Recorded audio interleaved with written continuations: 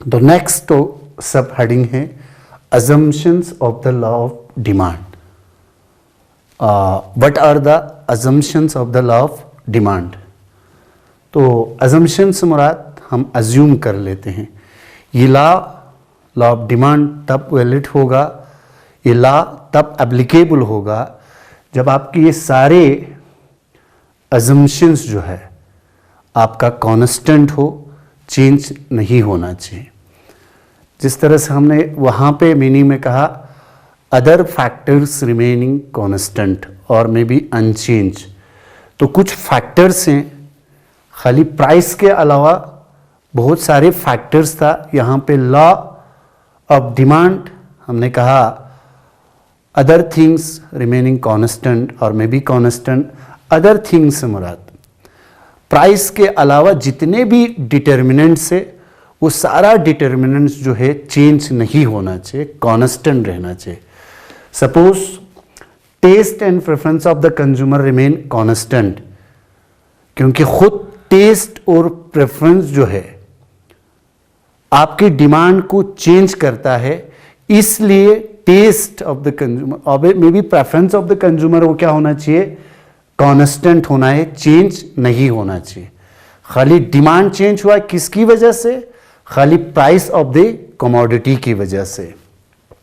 दूसरा, there is no change in the income of the consumer, income of the consumer भी constant होना चाहिए, income of the consumer भी change नहीं होना चाहिए, क्योंकि इनकम ऑफ द कंज्यूमर भी डिमांड को क्या करती है, चेंज करता है।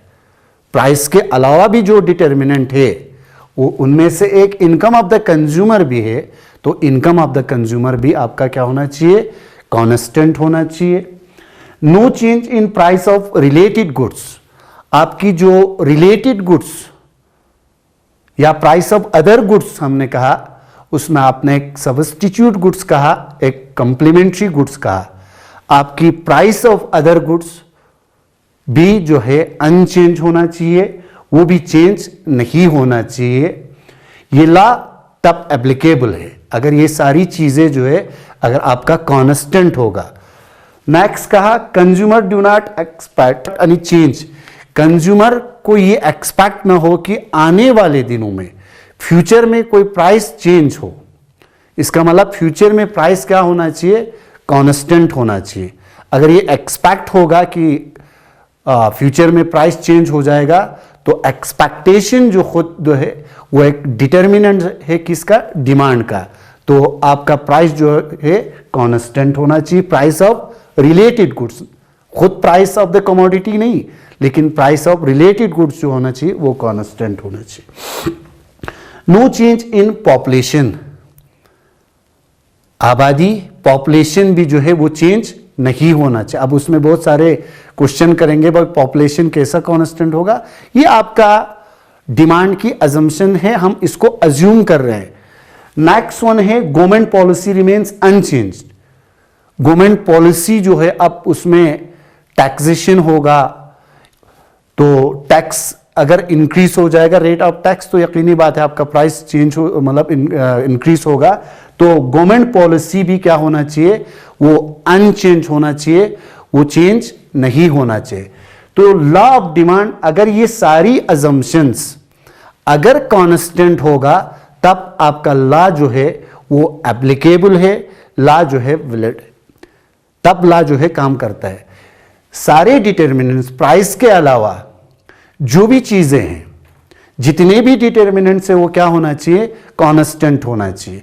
सपोज हम कहेंगे प्राइस भी चेंज हुआ, इनकम ऑफ द कंज्यूमर भी चेंज हुआ। अब चेंज से मुराद price of the commodity fall हो गया, income of the consumer rise हो गया। दोनों कॉज बनती है डिमांड का इंक्रीज होने का, एक तो प्राइस के कम होने से डिमांड इंक्रीज होती है, एक तो इनकम ऑफ द कंज्यूमर के इंक्रीज होने से डिमांड जो है वो बढ़ता है। फिर यहां पे क्वेश्चन होता है कि सर इनकम जब बढ़ जाता है तो यकीनी बात है लोग जो है स्टैंडर्ड गुड्स की डिमांड करते हैं, खैर वो दूसरी क्वेश्चन है। तो तीसरा आप कहते हैं sir price of related goods की वजह से भी डिमांड पे असर होता है। तो ये सारा जो है वो assumptions of the law of demand है, ये सारी अजम्पशंस जो है अपने जगह पे कांस्टेंट होना चाहिए। ये आपका नेक्स्ट क्वेश्चन है।